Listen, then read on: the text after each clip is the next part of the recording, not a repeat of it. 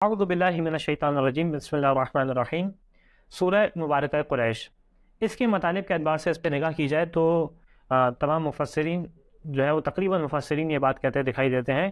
کہ یہ وہ سورہ ہے کہ جو مطالب کے اعتبار سے بہت زیادہ ملی ہوئی ہے سورہ مبارکہ فیل کے ساتھ۔ حتیٰ کہ بعض علماء اہل سنت میں سے اس بات کے قائل ہیں مفسرین میں سے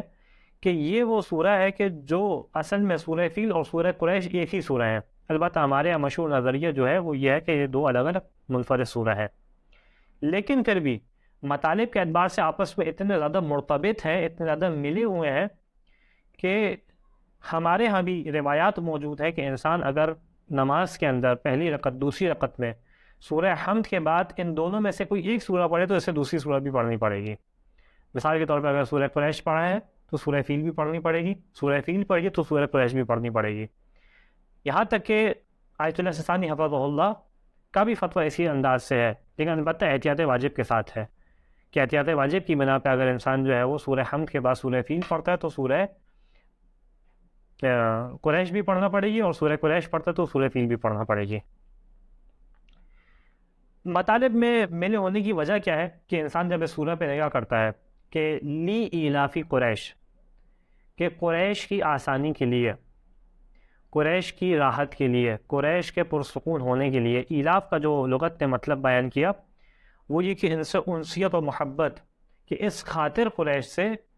ہم نے کیا کیا، ان کے لیے کچھ آسانی پیدا کی ہے۔ اور وہ کس چیز کی آسانی پیدا کی اس سورہ کے اندر بیان نہیں کیا کہ سورہ اس انداز سے لی ایلافی قریش ایلافہم رحلۃ الشتاء والصیف فلیعبدوا رب ھذا البیت الذی اطعمہم من جوع وآمنہم من خوف، کہ قریش کی آسانی کی خاطر کس چیز میں آسانی، گرمی اور سردی کے سفر میں آسانی کی وجہ سے اب یہ کیا کرے، فلیعبدوا رب ھذا البیت، اس بیت کی خانہ کعبہ کے رب کی عبادت کریں۔ اے پالنے والے، لیکن وہ کون سا فعل ہے جو انہیں انجام دیا جس کی وجہ سے یہ شکرانے کے طور پہ تیری عبادت کریں، اس سورہ میں بیان نہیں کیا۔ لہٰذا مفسرین نے یہاں پہ بیان کیا کہ جب ابرہہ خانہ کعبہ کے اوپر لشکر کشائی کرنا چاہتا تھا اور لشکر لے کے آیا تھا، تو اس موقع پہ جو خدا نے ابابیل کو بھیج کے کعبے کو بچایا اور کعبے کو تباہ ہونے سے بچایا، حتیٰ مکے کو تباہ ہونے سے بچایا، یہ وہ سبب تھا کہ جس کی وجہ سے خداوند متعال یہ احسان بتلاتا ہے کہ ہم نے اے قریش والوں تمہارے اوپر احسان کیا ہے۔ اچھا، یہ احسان کا خاص مورد کہاں پہ دکھائی دیتا ہے؟ خود پہلے تو یہ احسان یہ ہے کہ جب مکے کو خدا نے امن میں رکھا، کعبے کو تباہ ہونے سے بچایا، لہذا مکہ امن میں تھا۔ اس کے بعد سوال یہ کہ اگلی جو آیت کہہ رہی ایلافہم رحلۃ الشتاء والصیف، کہ ہم نے ان کے لیے آسانی پیدا کی، ہم نے جو ہے وہ ان سے محبت و الفیت کا اظہار کیا، کس میں؟ کہ سردی اور گرمی کے سفر میں۔ تاریخ بیان کرتی ہے کہ یہ قریش والے سال میں 2 سفر کیا کرتے تھے۔ اب کیونکہ مکے کی زمین ایسی تھی کہ جس میں نہ کھیتی باڑی ہو سکتی تھی اور نہ جو ہے وہ اناج اگتا تھا اور نہ مختلف چیزیں تھیں، لہٰذا ان کا اسر بسر جو ہے وہ مکمل تجارت پہ ہوا کرتا تھا۔ لہٰذا ان کے لیے سال میں 2 سفر تجارت کے لازم تھے، ایک سفر سردیوں میں ہوتا تھا، ایک سفر گرمیوں میں ہوتا تھا۔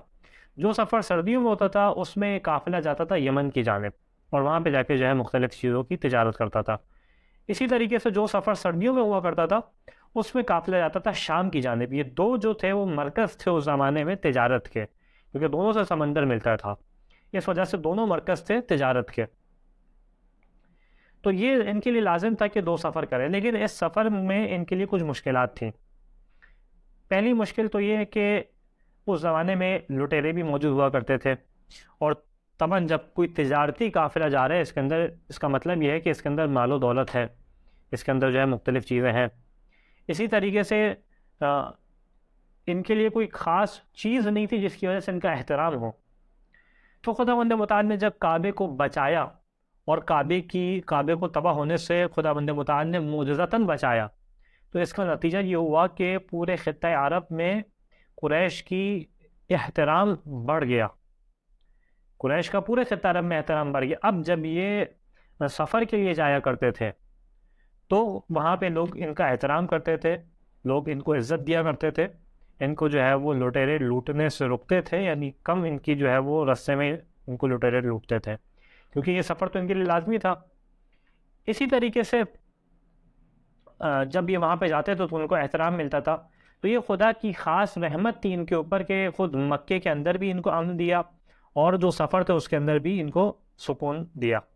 البتہ یہاں پہ ایک اور گروہ ہے مفسرین کا جو اس بات کا قائل ہے کہ یہاں پہ جو خدا نے ان کو راحت دی ہے سفر سے، اس سے مراد یہ ہے کہ کیونکہ جو ہے وہ کعبہ بچ گیا تھا اور اسلام جو ہے وہ مکے سے خدا نے پروان چڑھایا، رسول خدا کو خدا نے مکے میں بھیجا،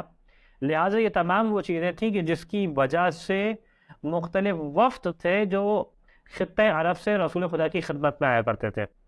اور یہ جو مختلف عرب کے خطوں سے رسول خدا کی خدمت میں آتے تھے، اس کی وجہ سے ان کو سفر کرنے کی ضرورت ہی نہیں پڑتی تھی. بعض مفسرین نے اس طریقے سے تفسیر کی کہ ان کو جو ہے وہ سفر کرنے کی ضرورت نہیں پڑتی تھی، لہٰذا خدا نے جو ہے ان کے گرمی اور سردی کے سفر میں ان کے لیے آسانی پیدا کی. یہاں پہ سوال یہ ہے کہ لما سمیت قریشہ، کہ یہاں پہ اب جب اس سے مرتبط ایک مطلب ہے، ظاہراً فوراً تفسیر سے تو تعلق نہیں ہے، لیکن اس سے مرتبط ایک مطلب ہے کہ قریش کو قریش کیوں کہا جاتا تھا. اس کی جو ہے وہ اہل لغت نے مختلف وجوہات بیان کی. بعض بیان کرتا ہے کہ قریش کو قریش کہنے کی وجہ یہ تھی کہ قریش اصل میں ایک سمندر میں بہت بڑی مچھلی کا نام ہے، اور جو مچھلی اپنے سامنے جو بھی شکار آتا ہے، چاہے وہ شکار جو ہے وہ کمزور ہو، طاقتور ہو، اس کو کھا جاتی ہے. اب کیونکہ قبیلہ اتنا بڑا ہو چکا تھا اور اس کے بعد اتنی طاقت تھی، تو اس طاقت کا یہ مس یوز کرتے تھے، طاقت کا غلط استعمال کرتے تھے، اور جو بھی ان کے سامنے آتا تھا اس کو جو ہے وہ اپنی طاقت کے بلبوتے پہ اس سے جو چاہتے تھے وہ کروا سکتے تھے اور کرواتے تھے. دوسری جو معنی کیا کہ قریش کو قریش کہنے کی وجہ کیا ہے، وہ یہ بیان کیا کہ قریش نکلا ہے قرش سے. اس کا مطلب کیا ہے کہ اقتصاب کرنا، کمانا. اور کیونکہ مکے میں رہتے تھے قریش والے، لہذا اور مکے میں جو ہے وہ جیسے بیان کیا کہ وہاں پہ تجارت نہیں ہو سکتی، وہاں پہ کھیتی باڑی نہیں ہو سکتی تھی، زراعت نہیں ہو سکتی تھی، لہذا ان کو اپنا گزر بسر کرنے کے لیے لازمی تھا کہ تجارت کریں. اب کیونکہ تجارت ان کے لیے لازمی تھی، لہٰذا جو ہے وہ ان کو قریش کہا گیا، کیونکہ ان کا مکمل معاملہ جو تھا وہ اقتصاب کے اوپر چل رہا تھا. ایک اور وجہ جو بیان کی قریش کو قریش کہنے کی، وہ یہ کہ لفظ قریش کا معنی بعض اہل لغت نے بیان کیا اجتماع کا، کہ جہاں جو ہے وہ ایک منظم انداز سے بہت سارے لوگ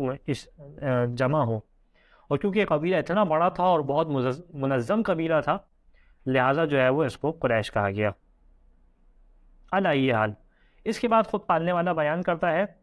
کہ فَلْيَعْبُدُوا رَبَّ هَذَا الْبَيْتِ، پس کیونکہ خدا نے تمہارے اوپر یہ احسان کیا ہے، اس کے بدلے میں تمہیں چاہیے کہ تم اس رب هذا البیت، یہ جو خانہ کعبہ ہے، اس کے رب کی عبادت کرو،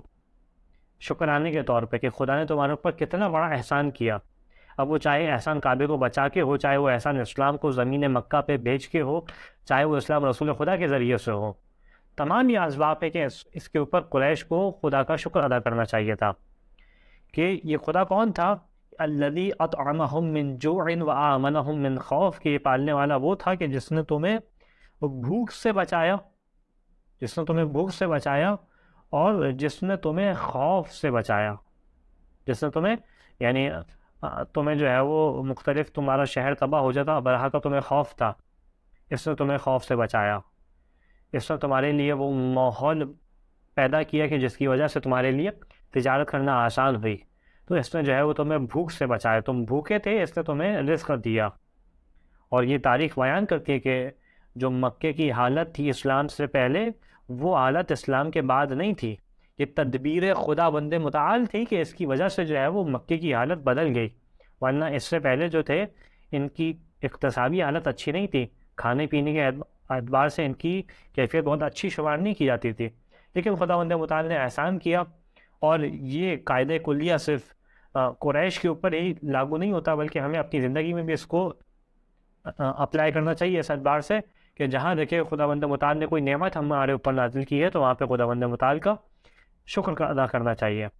خدا بند متعال سے دعا ہے کہ اس سورہ کو پڑھنے کی، اس پہ عمل کرنے کی ہمیں توفیق عطا فرما. جو مومن پریشان حال ہے ان کی پریشانی کو دور فرما. وآخر دعوانا ان الحمد للہ رب العالمین.